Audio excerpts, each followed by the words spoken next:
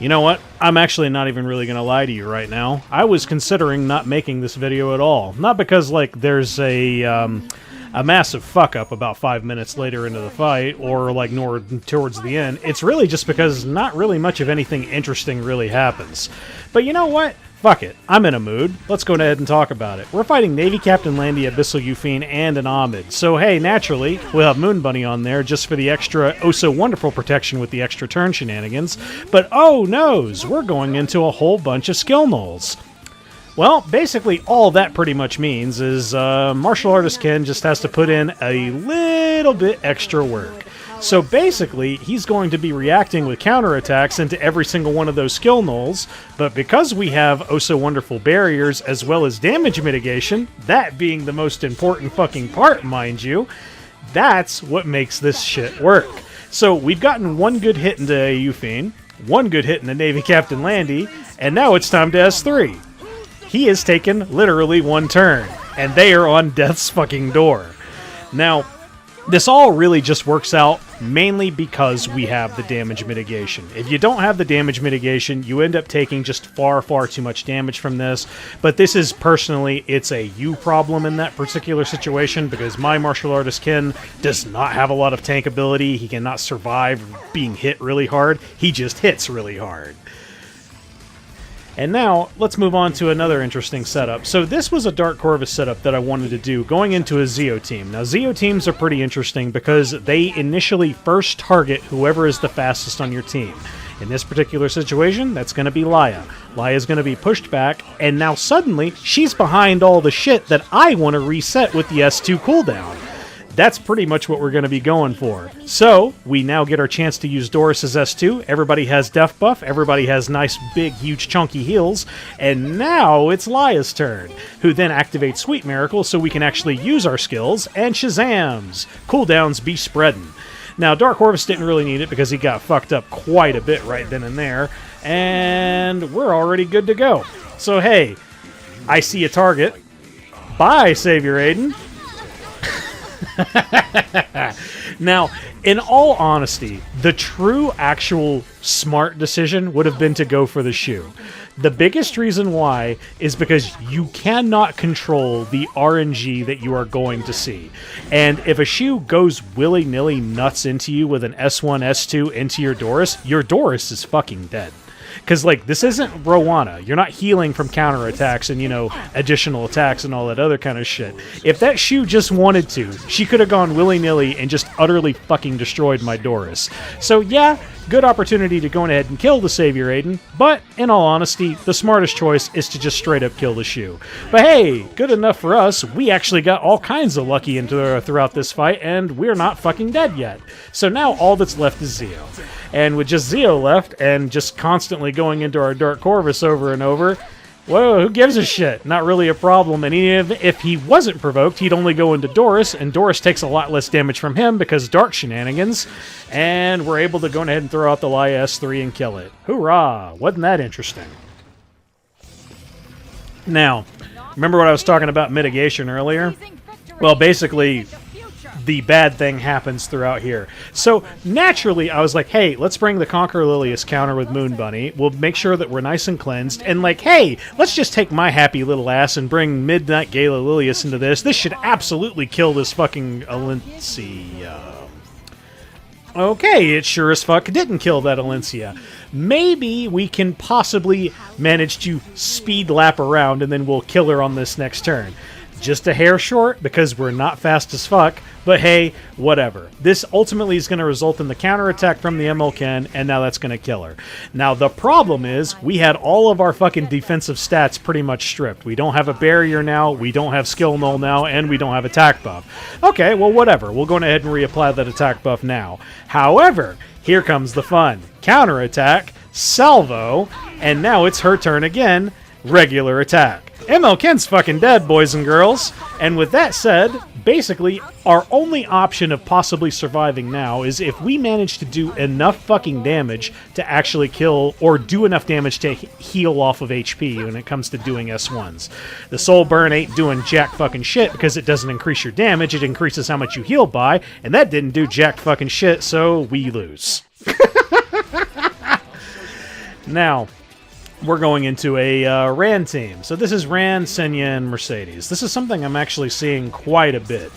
And I'm not really sure as to why, because I feel like Lilias is actually a far better option to go into like this particular comp setup, because Mercedes does do things, yes, but Mercedes also kind of makes it so that you're a little bit more weak to, say, like a Roana comp in there, because like if a Magic for Friends procs, you know, shit like that, counters proc, counters from the Senya proc, you know, things like that, you just like heal like crazy. But ultimately I looked at this and I was like, you know what? I don't think I need Roana. Let's actually go into this how I usually do, which is Lone Crescent Bellona, Silvertide Christy, and Elena. Elena's going to go ahead and do her thing. We have a nice big and chunky invincibility barrier. Of course, we lose it on our last turn right here for Lone Crescent, so she doesn't have the benefits of the invincibility there. But we go ahead and kill the Ran. Now that the Ran is dead, we don't really have to worry about anything really stupid like RNL procking or, you know, stupid shit like that. Now here comes where, like, the actual fun kicks in. So we just did a counter attack right there. And then this triggers Magic for Friends Mercedes, which triggers another counter attack here. So that Mercedes just did a counter attack, ends up dying from it, and then I just kill her again. Shazam! We just killed Mercedes twice. So this is where I would say maybe perhaps Lilias is a better defensive unit to have on the team, because she's going to be borrowing that attack from the Senya, and her S3 is going to be hurting like a motherfucker. But at the same time, it's really not that big of a threat as long as you have Elena built up in the way that you have right here, because you'll have invincibility that's going to tank that big massive cleave that you're going to be tanking. So I was like, it's really just a case of like, hey, go with whatever you feel like. If your Mercedes is decked out in like super cracked gear, use Mercedes. If your Lilias is built out and you have the comp right, go ahead and do that. But either way, this team works. Hoorah! So now we're going into a Navy Captain Landy, Ocean Breeze Luluca, and an Urban Shadow Choux. So I'm going to just straight up say, full disclosure, I legit thought this shit wasn't going to work, and I was pleasantly surprised with how it turned out. I do definitely think that there is some fucking luck that occurs here, but at the same time, it's also a matter of, man, Roana sure is the best fucking healer in the game, isn't she? Sure, like, the only thing that this bitch can't do is cleanse. Like, that's it. That's the only thing she can't do. She just can't cleanse. But, like, good lord, when it comes to getting HP back, she got you fucking covered, fam. So basically, the Urban Shadow Choux is going to go into your General Purrgis at the start. This is going to push you up a good bit. And also, General Purrgis is going to get a turn. He's going to give attack buff to your Charlotte. Now, you're going into a whole bunch of units that have death buff. So, ultimately, this damage doesn't really look that impressive. You know, that's just kind of the way it is. But the good news is, we're able to really kind of survive because of all the healing from Roana, as well as right here, we didn't have any non-attack skills to use to really trigger the Ocean Breeze Luluca until right here. Now, the only other thing that can really get us, and one thing that I'll also spoil for you real quick, is this Ocean Breeze Luluca is actually on a lot of effectiveness, like easily over 100. But the funny part is, we are able to use our non-attack skill on Roana here because, I mean, hey, she was one focus away from being able to get it, so why not go ahead and just use it? It's not like you can fucking stop it.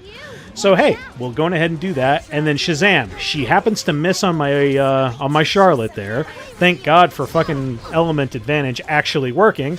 We're able to go in, and we kill the other two DPS. Now, there was one other kind of mistake that was a little bit earlier on in this. I was going a little too heavily into the Urban Shadow Choux with my General Purrgis, because I completely forgot that motherfucker actually provokes. Oh well, hey, that's just kind of how it is. Whenever you don't use a unit and literally forever, you kind of forget what the kits are. You just remember the basic stuff. But, yeah, any and all of the General Purrgis attacks with the S1s could have absolutely just gone into Navy Captain Landy with those, and we would have been 100% in the clear pretty much, and not really any worry about getting boated at any time. But hey, boys, it works out. Hoorah! What could possibly happen next? Oh, it's just me not paying attention. So this is a Choux, a Senya, and a Destina. So whenever I looked at that, I then immediately go like, oh, okay, so we'll do Shadow Knight Pyllis and then like, you know, and then 2 green units. So we already used Roana in the last fight, which then my dumb brain immediately like processes, oh yeah, we'll just use Destina, and completely forget about the fact that, oh yeah, we're going into Destina. Now, to those of you who are like wondering like why I'm having a brain aneurysm over this, it's one of my own unwritten rules where I don't like to mirror match into any particular matches. The reason why I don't like to do this is because in stuff like RTA, you are not given that option. You can't have one unit and then the opponent also has the same unit. The only other time you can do that is in Arena. In Arena, I don't really count. Arena is really just where I test shit. But like here, I feel like a retard because of something very, very basic that I just missed right there.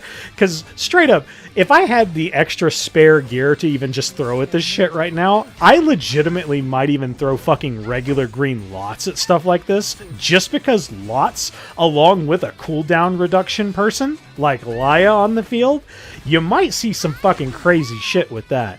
But either way, hey, what are we looking at here? So, basically, we can't utilize Shadow Knight Pyllis to actually kill this team. The reason why is because Destina is there. Destina is a reviver, Destina also does lots and lots of heals, and yes, Shadow Knight Pyllis can grind the team down, but Shadow Knight Pyllis cannot, like, outwardly kill something that has sustain. It's just in which the way the unit works. Now, we're going to not really be much of a threat to anything like, you know, Choux, because Choux's going to always just go into Shadow Knight Pyllis. But hey, what if we just go ahead and kill the sustain unit, and then we don't have to worry about things like revival anymore? Woohoo! That was 25k, boys. So here is your basically your showcase of Laia, using her like an actual DPS. So it took quite a while for us to actually get started and really get moving with Laia. Like, whenever you first start with her, you don't have access to the S2, and like things are just kind of shitty. So yeah, it's like Dark Corvus, but if Dark Corvus didn't have his S2 passive, where if you crit him, he gains an extra cooldown reduction. So like, it really does take a while. But then you also, at the same time, don't necessarily need like a cooldown reduction kind of thing, because here's the beauty of this character. Is when you kill with this S3, you're given an extra turn. And when you're given an extra turn, Shazam, that's more cooldown count. Look at that. It said 4 turns remaining. Now it's 3 turns remaining. The next turn, it's going to actually be like 1 turn remaining, because on her turn, she'll gain a cooldown reduction for it. So essentially what that means is after you've used it once, and especially if you've killed something with it once, you are going to get that S3 back in the next 2 turns. And you can really use it to your advantage to just kill the whole team.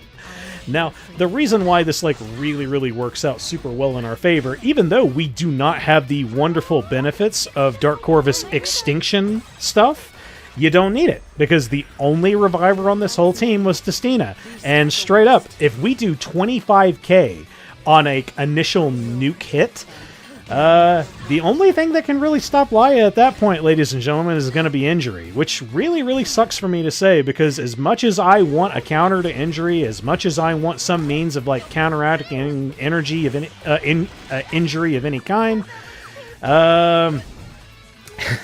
when you're this fucking strong when it comes to tank down to it, you gotta have an answer to it, and injury has to exist. But hey, ladies and gentlemen, that is the Guild War. Hoorah! So, I guess let's also talk about the other thing, the other elephant in the room. This was recorded on a Tuesday. So, Tuesday, that was the 13th, which means we should be seeing some TAM news dropping, hopefully either Wednesday morning, or it could be... I don't actually know the schedule. I'm assuming we're going to know what the new limited unit's going to be. I'm assuming it is going to be a limited version of TAM. There's no way it's going to be a skin. No fucking way. It'll set the precedent of the first Epic 7 character with 2 skins, and I don't think they're going to do that. Do I think they should? Yes. Do I think there should also be like some kind of thing involved, like with multiple skins, or like edits to skins? Yes, but we don't really have a lot of time to really discuss that. I've talked about it in the past, but like, hey, whatevs. So what do I think like the new TAM's gonna be? Well, I'll tell you what I'd like to have. I'd like to have a fucking goddamn healer. The biggest reason as to why I want a healer is because I'm fucking sick of like limited units being things like DPS, because limiteds that are DPS are really not fucking special. They really aren't. They come and go. Like, you'll have something like this is one of the biggest reasons why, like, one of the most popular limiteds of all fucking time, you like Luna, is like straight up nowhere now. It's because she's just a DPS. And until they give her like an actual really rock solid buff, she's just gonna be nothing. She's not gonna matter. But like, what do I want from Tam? I want a goddamn healer. I want a healer, I want a fucking support character. Now, whenever it comes to a healer, I want a fucking healer. I don't want a soul weaver that's going to be doing attacks or going to be offensive. I want something that fucking heals you. Or, you know, maybe heals injury. That would be pretty fucking sick. But either way, boys, now that we're reached the end of our rope, I hope you guys liked this video. If you did, leave a like. If you want to see more of my content, go ahead and hit subscribe. Later.